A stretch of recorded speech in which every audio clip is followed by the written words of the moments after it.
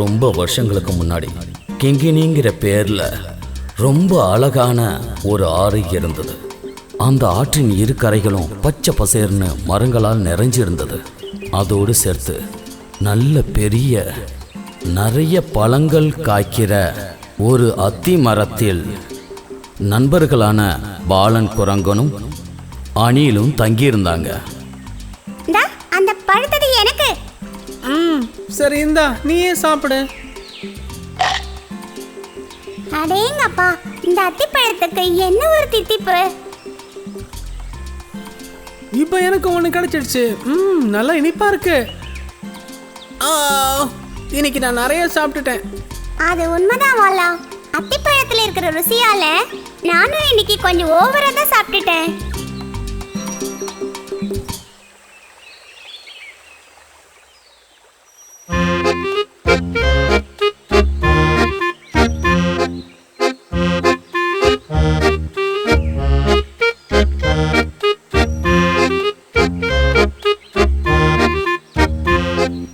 எனக்கும் அத்திப்பழம் தரீங்களா? ரொம்ப பசியாக இருக்கு. முதல்ல பழங்கள் சாப்பிடுமா என்ன? பசிச்சதுன்னா நான் எதையும் சாப்பிடுவேன்.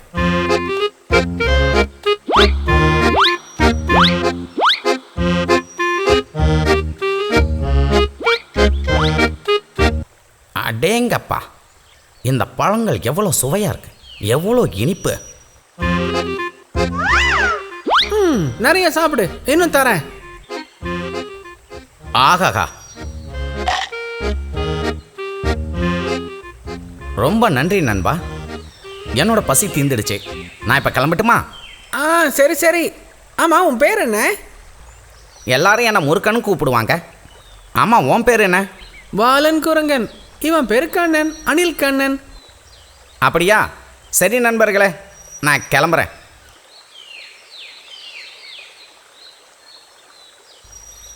முருக்கனா? பேரை கேட்டாலே தெரியுது. இவனை மாதிரி ஆளுங்களெல்லாம் நண்பன் நான் சேர்த்துக்கவே முடியாது. அப்படின்னு யார் சொன்னா? பாவம் அந்த முதல்ல. பாவமா? அவன் மற்ற உயிரினங்கள் எல்லாம் பிடிச்சு சாப்பிட்ற முதல்ல. வாய்ப்பு கிடைச்சதுன்னா அவன் நம்மளை கூட பிடிச்சு தின்னுருவான் தெரியுமா? ஜாக்கிரதையா இருந்தா ஆபத்து வராது.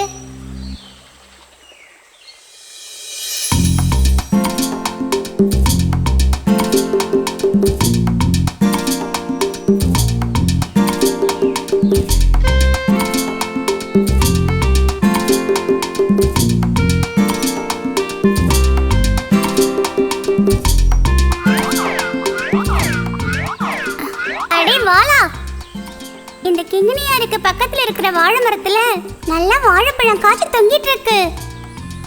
எங்க? குண்டான் மலைக்கு பக்கத்துல தான். சீக்கிரம் வா, நம்ம அந்த இடத்துக்கு போலாம். நான் வரலப்பா, நீ வேணா போய் சாப்பிடு. நான் உன்னை கையோடு கூட்டிட்டு போகதா ஓடோடி வந்தேன். இல்ல, நீ வேணா போ.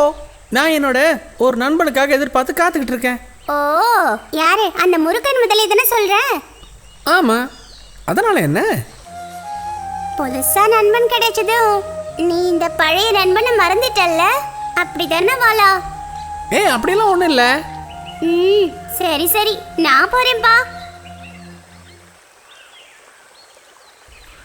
கிங்கினி ஆற்றில் மறுகரையில் இருக்கிற பாறைகள் நிறைந்த பகுதியில்தான் முருக்கன் முதலை தங்கிக் கொண்டு இருந்தது. இந்த பழத்தின் ருசியை அறிந்த அந்த முதலை தினந்தோறும் அத்திப்பழம் சாப்பிடுவதற்காக ஆற்றில் நீந்தி மறுகரைக்கு வந்தது. இந்த முதல்ல அப்படி எங்க தான் போயிருக்கோம்? நான் எவ்வளவு நேரமா இங்க காத்துக்கிட்டு இருக்கேன்.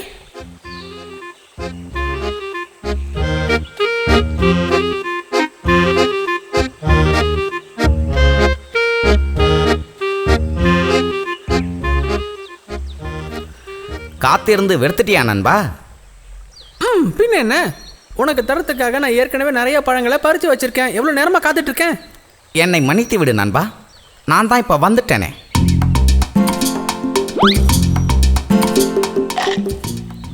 ஆஹா, இந்த பழத்துக்கு எவ்வளோ ஒரு ருசி. நல்லா சாப்பிடு, இன்னும் தரேன்.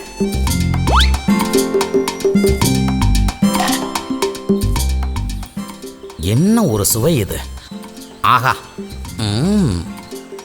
இன்னைக்கு எனக்கு இதே மாதிரி நிறைய அத்திப்பழங்கள் சாப்பிட தருவியா? ஏன் அப்படி கேட்குற? வீட்டில் உட்காந்து தனியாக சாப்பிட போறியா? இல்லை நண்பா, என்னோட மனைவி நீலிக்காகத்தான் கேட்டேன். ஓஹோ, அவ்வளவுதானே? கொஞ்சம் எதுக்கு, நிறையாவே அத்திப்பழம் கொடுக்குறேன். வா வா. ரொம்ப நன்றி நண்பா. அந்த பாலன் குரங்கு தனது நண்பனுக்காக 2 அத்திக்குலைகளை நண்பனுக்கு தந்தது.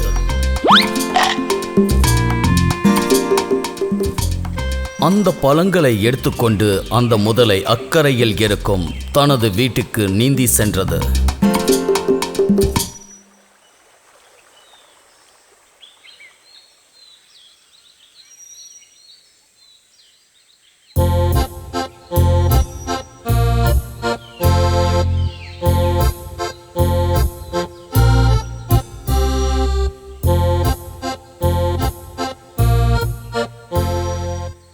நீலி, இதை பார்த்தியா? உனக்காக நான் என்ன கொண்டு வந்திருக்கேன் பாரு. நல்ல சுவையான அத்திப்பழம், சாப்பிட்டு பாரேன். இந்த பழம் ரொம்ப ருசியா இருக்கு. ஆமாமா, என்னோட நண்பன் தான் கொடுத்தான். பாலன் குரங்கன். அவன் எப்பவும் இந்த அத்திப்பழத்தை தான் சாப்பிட்டுக்கிட்டு இருப்பான். இந்த பழத்துல உண்மையிலே என்ன ஒரு ருசி! அப்ப தினம் தினம் இந்த பழத்தை சாப்பிட்டுட்டு இருக்க அந்த குரங்கோட இதயத்துக்கு என்ன ருசியா இருக்கும்! நல்ல தேன் மாதிரி இனிப்பா இருக்கும். நீலி, அவன் என் நண்பன்மா. அதனால தான் இந்த அத்திப்பழத்தை உனக்காக தந்தான். அதெல்லாம் சரிதான், ஆனா எனக்கு அந்த குரங்கோட இதயம் வேணும். இல்லை, நான் எப்படி அதை... உனக்கு மனைவியா இருக்கிற நான் முக்கியமா இல்ல அந்த குரங்கு முக்கியமா? தர்ம சங்கடத்தில் இருந்த முருக்கன் முதலை திரும்பவும் அத்தி மரத்தில் இருக்கும் தனது நண்பனை காண மெதுவாக சென்றது. நண்பனை வீட்டுக்கு கூப்பிடுறதுக்கு ஏதாவது ஒரு தந்திர திட்டம் போட்டே ஆகணும்.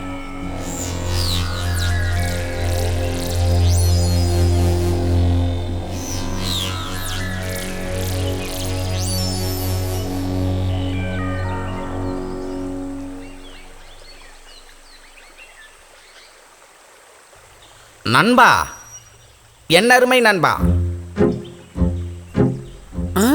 யார்ப்பா அது? முதலையா?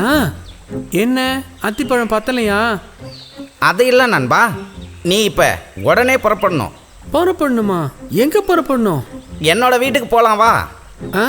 உன்னோட வீட்டுக்கா? ஆமாம், என்னோட வீட்டுக்கு தான்.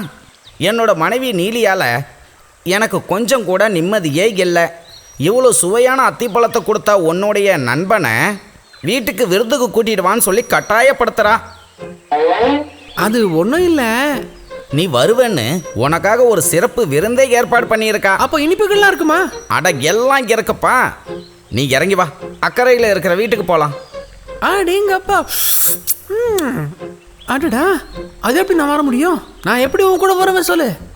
எனக்கு தான் நீச்சல் தெரியாதே. நீ என் முதுகில் ஏறி உக்காந்துக்க, நான் ஆற்ற கடந்து உன்னை கூட்டிகிட்டு போகிறேன். என்ன சொல்ற நீ? தண்ணிக்கு மேல ஒரு சந்தோஷ சவாரி, வயிறு முட்டை சாப்பிட விருந்து. ஆமா ஆமா.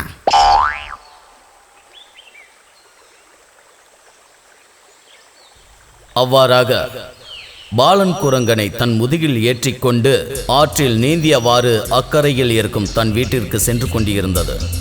ஆற்றின் நடுப்பகுதியை அடைந்த பிறகு அந்த முருக்கன் முதலை நடந்த விஷயத்தை விவரித்தது. முட்டாள் குரங்கே, இன்னைக்கு உனக்கு விருந்து இல்லை கண்ணா, உன்னை தான் நாங்கள் விருந்தா சாப்பிட போகிறோம். முதல்ல இப்போ நீ என்ன சொன்ன? உன்னை நான் இப்போ கூட்டிகிட்டு போகிறது விருந்து சாப்பிட்றதுக்காக இல்லை. என்ன? என்னோட மனைவி நீலி உன்னோட இதயத்தை சாப்பிடணும்னு ஆசைப்படுறா. அவன் மற்ற உயிரினங்கள் எல்லாம் பிடிச்சி தின்ற முதல்ல வாய்ப்பு கிடைச்சதுன்னா அவன் நம்மளை கூட பிடிச்சி தின்றுவான். அடடா, முதலையே நீ இந்த விஷயத்த முன்னாடியே சொல்லியிருக்க கூடாதா? நான் உனக்கு சாப்பிட்றதுக்கு எவ்வளவு அத்திப்பழங்கள் பறிச்சு கொடுத்துருப்பேன். அப்படி இருந்தும் உன் மனைவி நீலிக்கு என்ன நீ விருந்தாக்க போறியா? தன்னுடைய தந்திர பேச்சு பலனளித்தது என்று அந்த குரங்குக்கு தெரிந்தது. என்னோட இதயத்தை உன் மனைவிக்கு சாப்பிட கொடுக்கறதுல எனக்கு எந்த ஆட்சேபனையும் இல்லை. ஆனா என்ன ஆனான்னு இழுக்கிற? என் இதயத்தை யாரும் இந்த மாதிரி எடுத்துடாம இருக்கிறதுக்காக அத்தி மரத்து மேல இருக்கிற ஒரு டப்பால போட்டு ஒளிச்சு வச்சிருக்கேன். நீ இந்த விஷயத்த முன்னாடியே சொல்லியிருந்தா நான் கையோட அந்த டப்பாவை எடுத்துட்டு வந்திருப்பேன்ல. அடாடா, இப்ப என்ன பண்றது? என்ன பண்ண? வேற என்ன பண்றது? அப்படியே திரும்ப போய் எடுத்துட்டு வந்துடலாம்.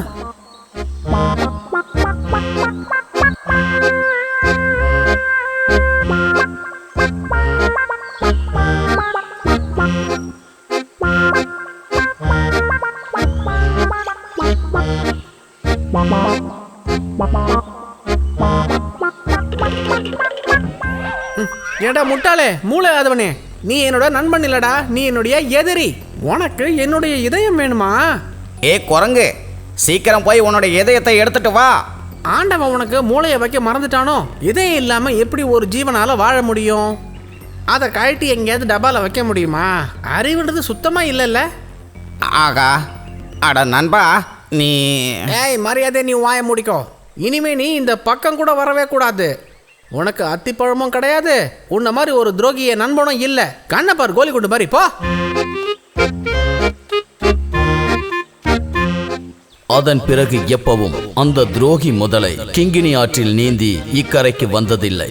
நல்ல நண்பர்களாக இருந்த வால் குரங்கனும் அணிலும் மிகுந்த சந்தோஷத்துடன் அம்மரத்தில் வாழ்ந்து கொண்டே இருந்தனர்.